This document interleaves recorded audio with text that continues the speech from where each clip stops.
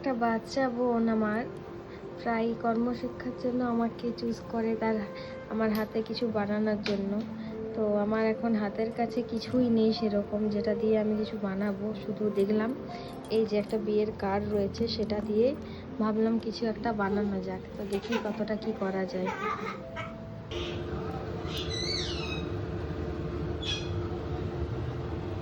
চলো।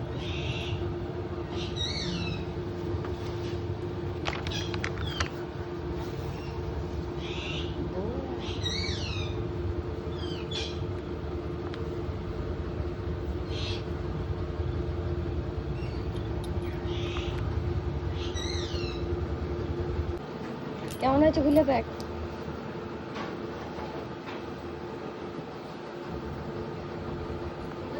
হ্যাপি আর না ওইদিকে না, ওইদিকে নাই, ওইটাই সামনের দিকে তোর নাম লেখা আছে।